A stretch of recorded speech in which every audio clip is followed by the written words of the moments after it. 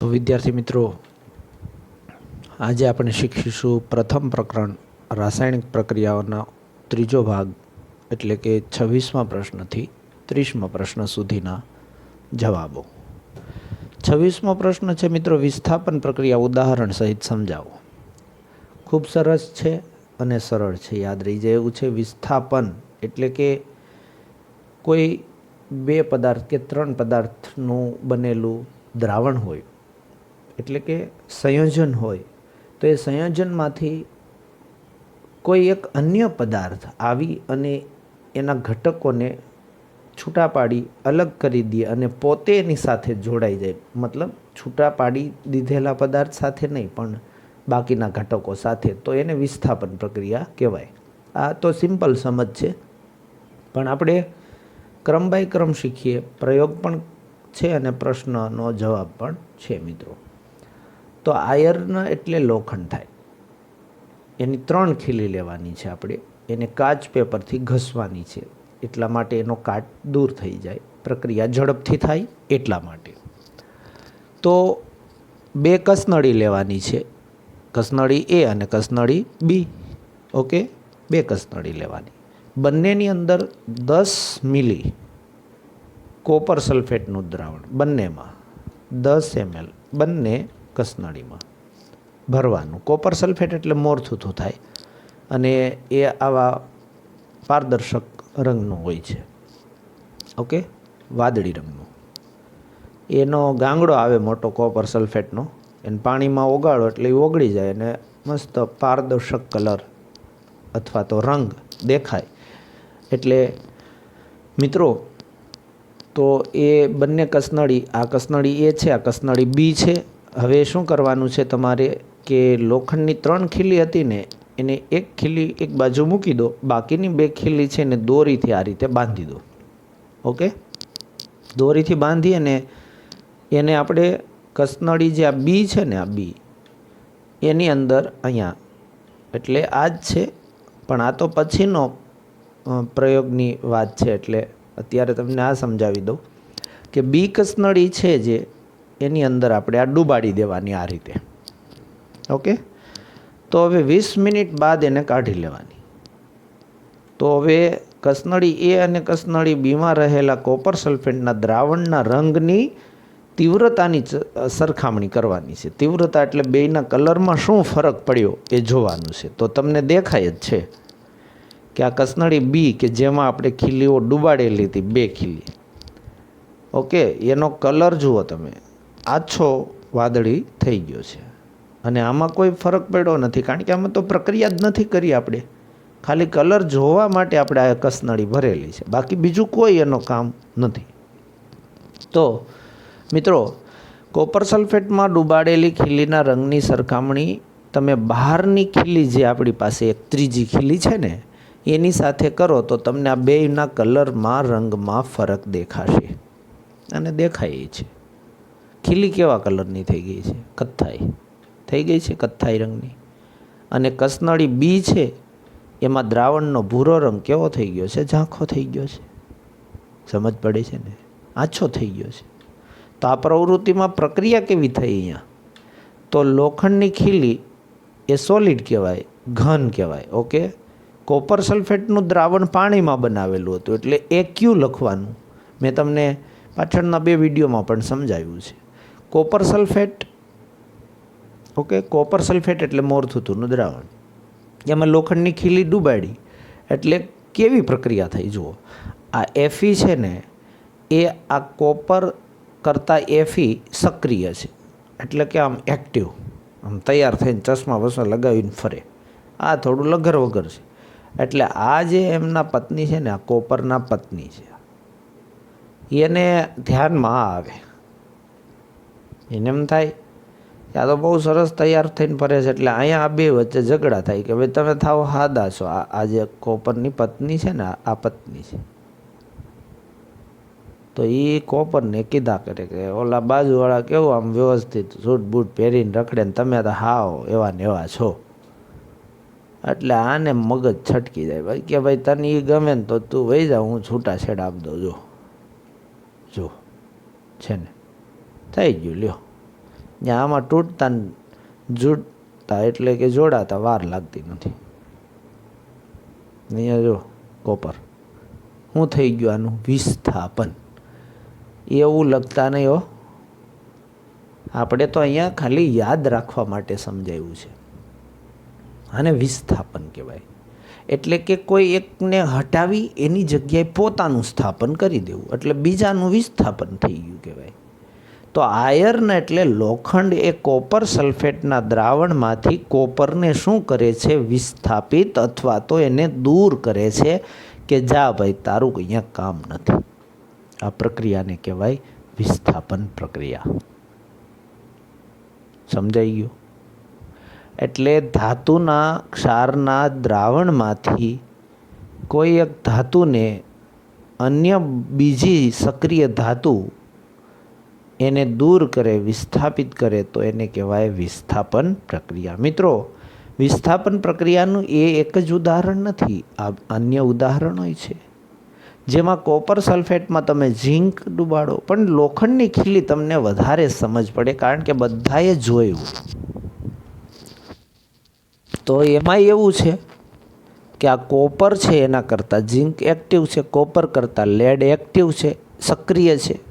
લોખંડે active છે, આ બધા એક્ટિવ છે, સક્રિય છે. એ પણ હું તમને સમજાવીશ એક વિડીયોમાં, કોણ કોનાથી વધુ સક્રિય છે, એક્ટિવ છે. તો એનો એક વર્ડ છે પોસો કે મેં એ ઝીંક આલે હાકોમ સીવો. બોલો, પોસો કે મેં એ ઝીંક આલે હાકોમ સીઓ. ફરી વાર બોલું છું, પોસો કે મેં એ ઝીંકાલે હાકોમ સીઓ. આ આખી સક્રિયતા શ્રેણીનો ક્રમ છે. જે પો એટલે પોટેશિયમ, સો એટલે સોડિયમ, પોસો કે એટલે કેલ્શિયમ. પોસો કે એ તમારે યાદ રાખવું જ પડશે, કારણ કે ખૂબ જ જરૂરી છે એક ચેપ્ટરની અંદર. એટલે અત્યારે હું એક બે વખત તમને બોલીને સમજાવ્યું કે જેથી કરીને ભવિષ્યમાં પાછા આપણે એકવાર બોલીશું ત્યારે તમને યાદ રહી જશે. પોસો કે મેં એ ઝીંકાલે હાકોમ સીવો. ઓકે, તો એ જે પાછળ આપણે જોયું ને એક પ્રક્રિયા, એ જ રીતે આમાં છે. જુઓ, બિલકુલ કોઈ બીજો બદલાવ નથી છે. તો આમાં કંઈ સમજાવવાનું નથી મારે. સમજાય છે કે નહીં? આમાં જોઈને જુઓ, આ છે ને એ આના કરતાં એક્ટિવ છે. કોપર કરતાં આ બધી મોસ્ટ ઓફ એક્ટિવ છે. કોપર થોડી નિષ્ક્રિય છે. સોનું તો એકદમ, એટલે આનું દ્રાવણ છે પણ એમાંથી આને અલગ કરી દે. જુઓ, એવી રીતે અહીંયા થાય છે. જુઓ, જોઈને ખબર પડી જાય.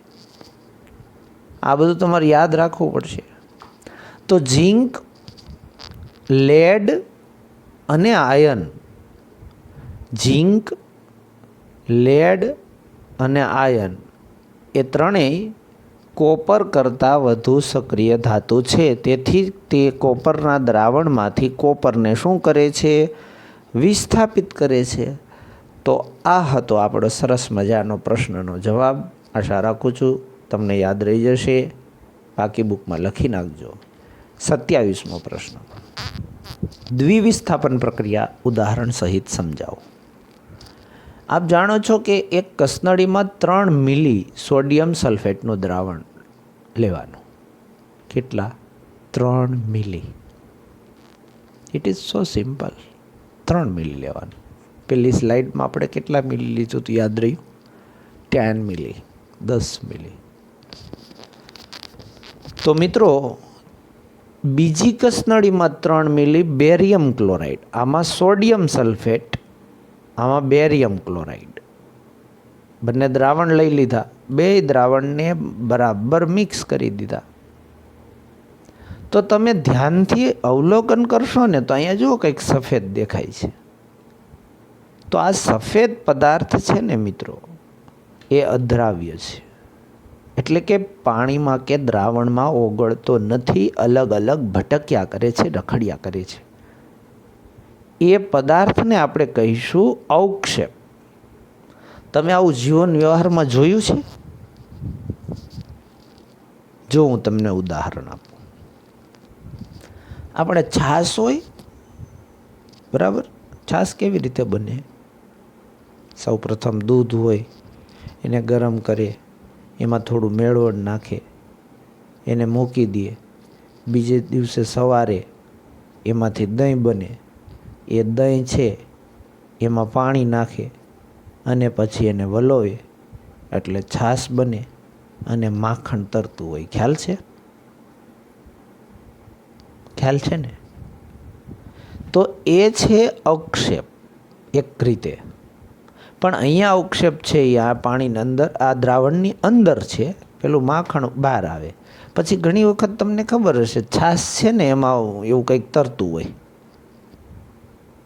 થોડા થોડા ફોદા, એ એક પ્રકારના અવક્ષેપ કહેવાય મિત્રો.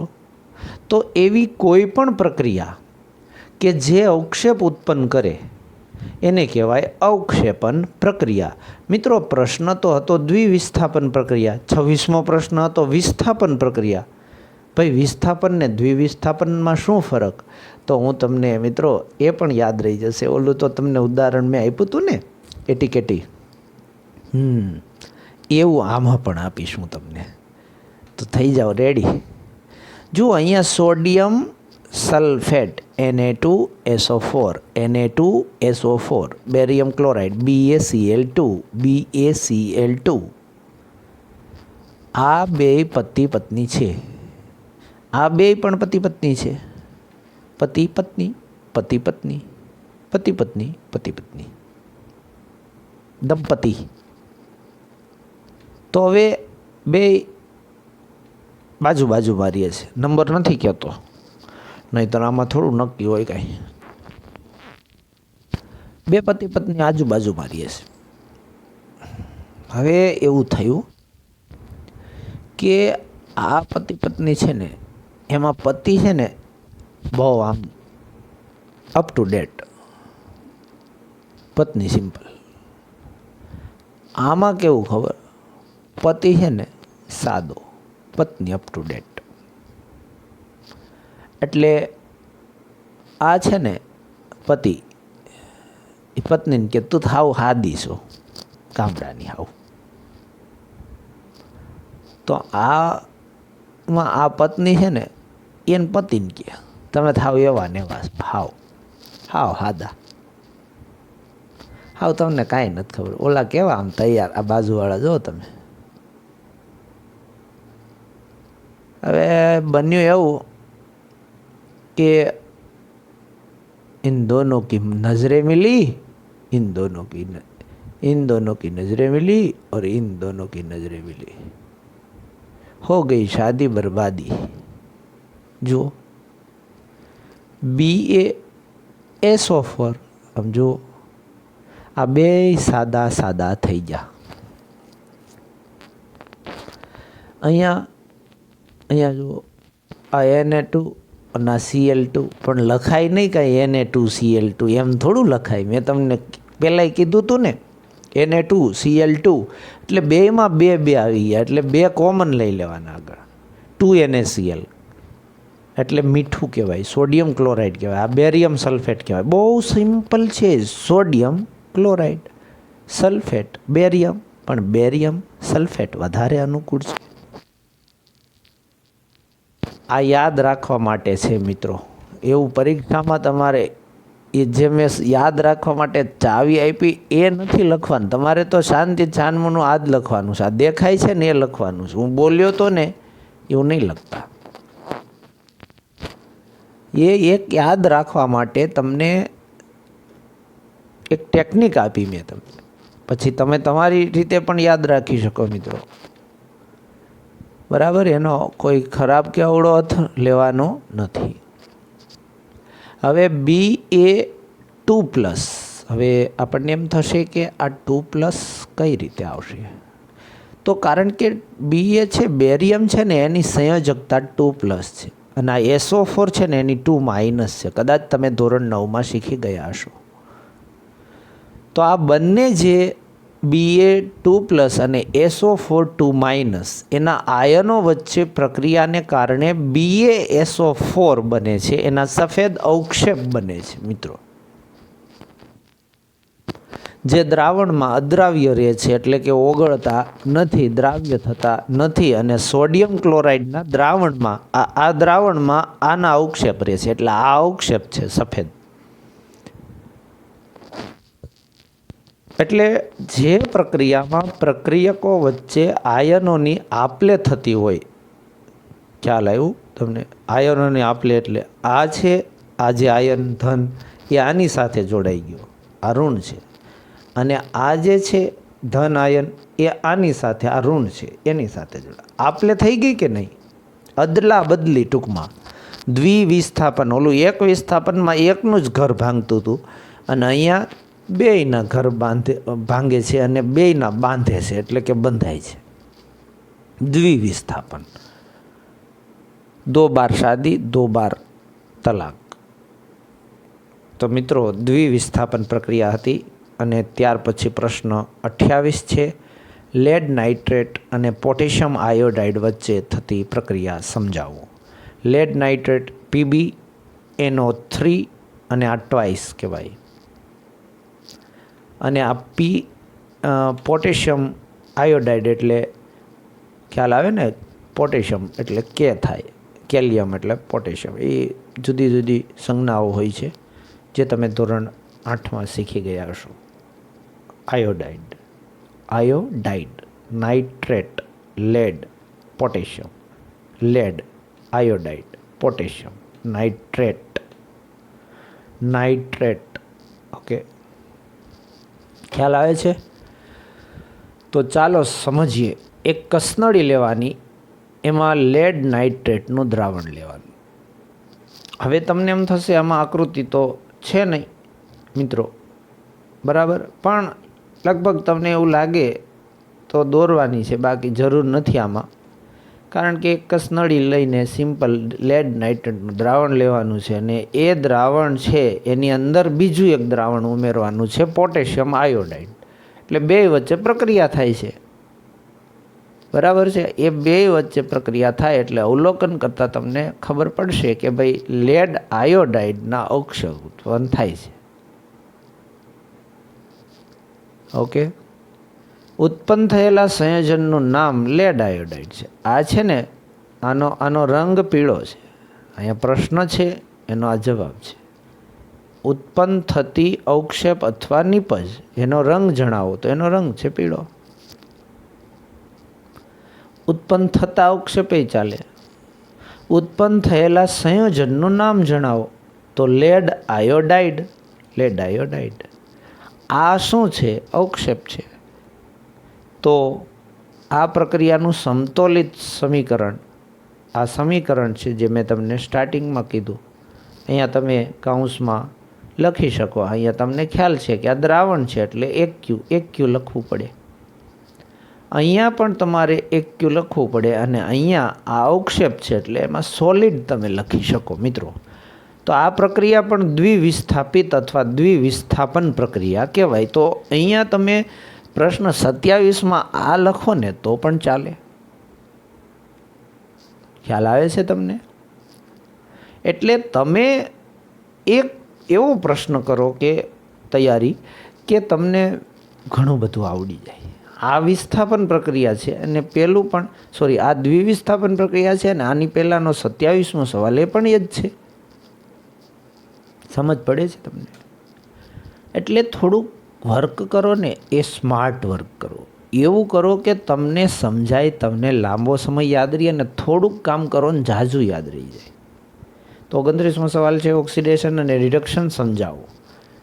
મિત્રો, એક ચાઇના ડીશ એટલે એવી એક પ્રકારનું ખાસ ડીશ આવે છે, અને તમને બધાને ખબર છે કે ચાઇનાવાળા એટલા આગળ છે, બધું એને જ સંશોધન કર્યું હોય ને એવું જ લાગે. રોગના સંશોધન કરી નાખે એવું છે ચીન. અને કેવી એની આંખું આમ ઝીણી, અને આમ બૂચા નાક, અને બોલે તો એકદમ આમ ભાષા એની એકદમ કેવી લેંગ્વેજ, એકદમ લીસી લપટ.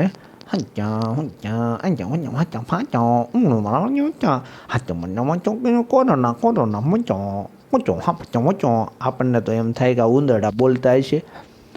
પણ મિત્રો, એ ચાઇના ડીશમાં 1 ગ્રામ શું લેવાનું છે? 1 ગ્રામ કોપરનો પાવડર લેવાનો છે.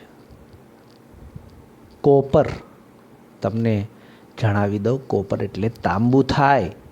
તાંબાનો કલર આવો જ હોય, ઘરમાં વાસણ હોય ને પિત્તળના, તાંબાના, કાંસાના, એ જોઈ લેવાના.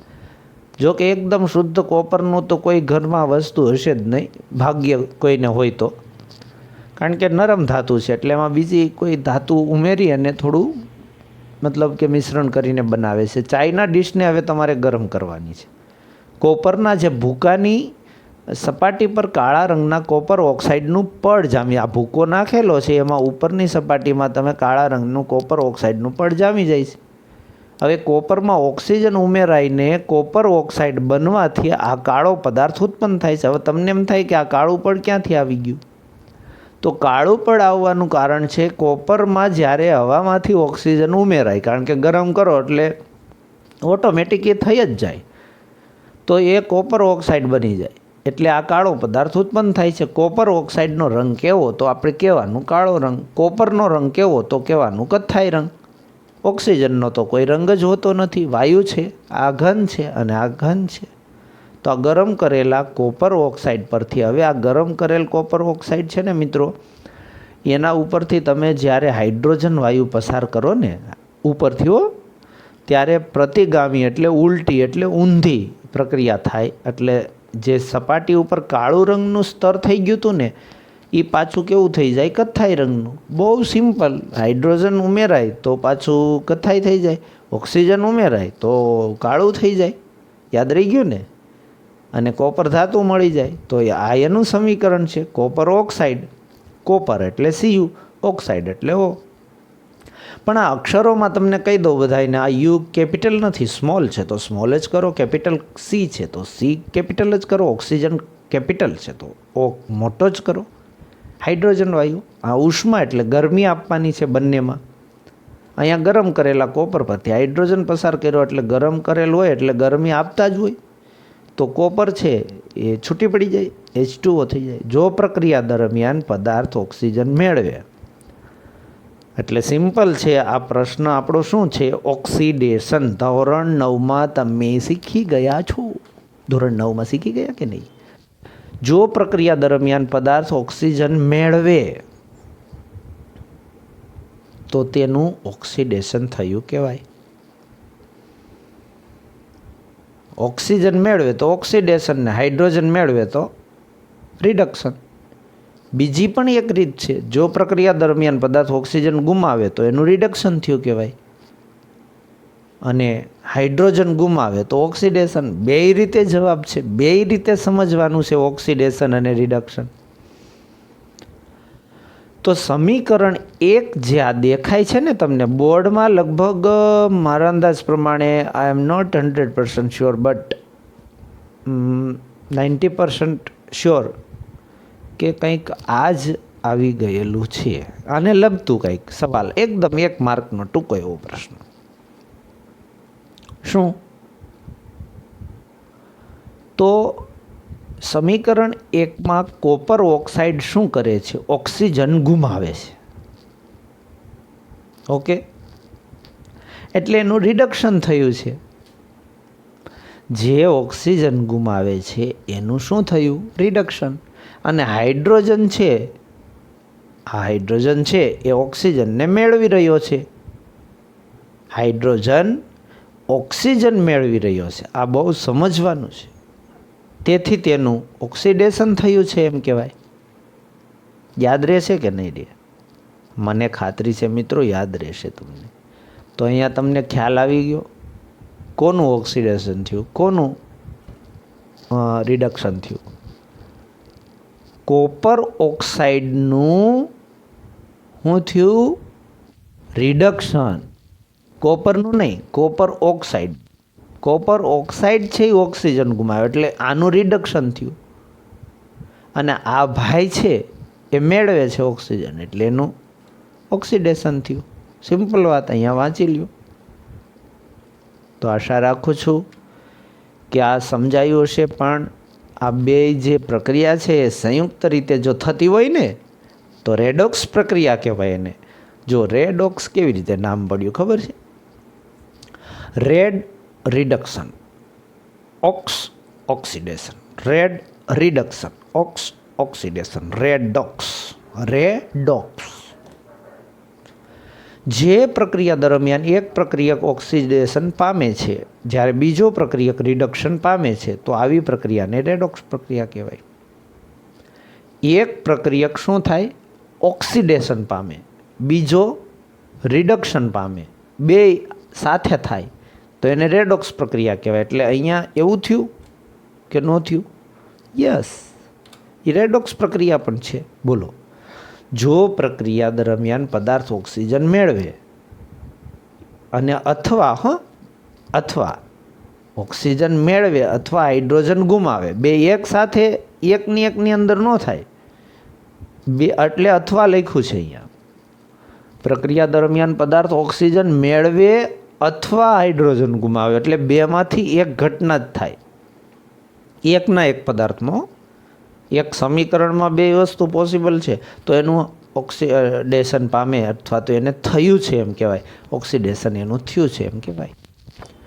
એનાથી ઊંધું, એકદમ સિમ્પલ. જો પ્રક્રિયા દરમિયાન પદાર્થ ઓક્સિજન ગુમાવ્યા, મેળવે છે એને બદલે ગુમાવે, અથવા હાઇડ્રોજન મેળવે, ગુમાવે ને બદલે મેળવે, તો તે પદાર્થ રિડક્શન પામે અથવા તે પદાર્થનું રિડક્શન થયું છે એમ કહેવાય. બહુ સિમ્પલ છે. તો 30મો પ્રશ્ન છે રેડોક્સ પ્રક્રિયા સમજાવો. હમણાં જ જે વાત કરીને બસ એ જ સેમ ટુ સેમ છે કે નહીં? આ વાત થઈ કે નહીં? ગરમ કરેલા કોપર ઓક્સાઇડ પરથી હાઇડ્રોજન વાયુ પસાર કરવામાં આવે ગરમ ઉષ્મા, તો પ્રતિગામી એટલે કે ઊંધી, પ્રતિગામી એટલે ઉલટી ઊંધી પ્રક્રિયા થવાથી સપાટી પરનું કાળા રંગનું આવરણ કથ્થાઈ રંગમાં ફેરવાય છે, જે હમણાં આપણે વાત કરી પ્રશ્ન 29માં. તો કોપર મળે છે. તો આ એ જ પ્રક્રિયા છે. તો ઉપરના સમીકરણમાં કોપર ઓક્સાઇડ ઓક્સિજન મેળવે છે, કોપર ઓક્સાઇડ ઓક્સિજન શું કરે છે? ગુમાવે છે. આમ ગુમાવે છે એટલે એનું શું થયું? રિડક્શન. અને હાઇડ્રોજન છે ઓક્સિજન મેળવે છે એટલે એનું શું થયું? ઓક્સિડેશન. સેમ ટુ સેમ પાછળના પ્રશ્નનો આ જવાબ છે મિત્રો. જે પ્રક્રિયા દરમિયાન એક પ્રક્રિયક ઓક્સિડેશન પામે છે જ્યારે બીજો પ્રક્રિયક રિડક્શન પામે છે તો આવી પ્રક્રિયાઓને ઓક્સિડેશન રિડક્શન પ્રક્રિયાઓ અથવા તો રેડોક્સ પ્રક્રિયાઓ કહે છે. ખ્યાલ આવે છે ને? આ યાદ રાખવાનું છે મિત્રો. ફરીવાર કહું છું, જે પ્રક્રિયા દરમિયાન એક પ્રક્રિયક ઓક્સિડેશન પામે છે જ્યારે બીજો પ્રક્રિયક રિડક્શન પામે છે, બે ક્રિયા એક સાથે થતી હોય તો આવી પ્રક્રિયાઓને ઓક્સિડેશન રિડક્શન પ્રક્રિયા અથવા તો એના બદલામાં રેડોક્સ પ્રક્રિયાઓ કહે છે.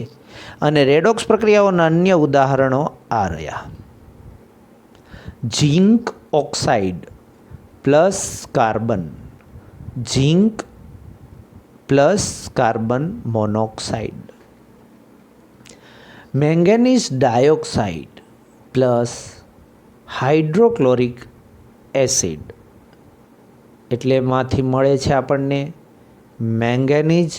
મેગ્નેશિયમ નથી હોવા, મેંગેનીઝ ક્લોરાઇડ એટલે MnCl2, કારણ કે મેંગેનીઝની 2+ છે અને આની માઇનસ છે એટલે અહીંયા 2 આવે છે.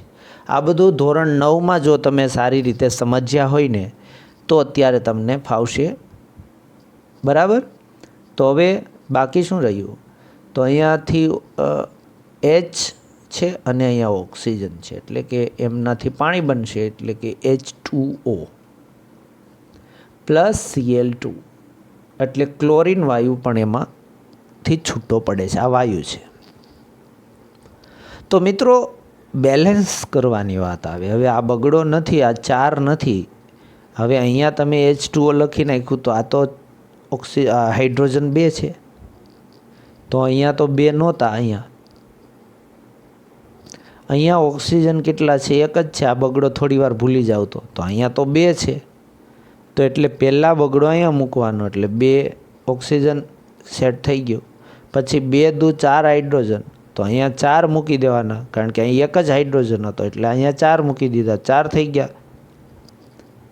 હવે અહીંયા Cl4 તો એમાં Cl અહીંયા 2 છે, આ 2 એટલે, અને અહીંયા 2 છે. પડી ગઈ ને સમજ? ખ્યાલ આવી ગયો કે નહીં? બેલેન્સ થઈ ગયું ને સમીકરણ?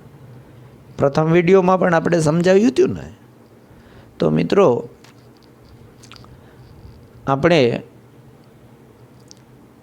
અહીંયા આપણો વિડીયો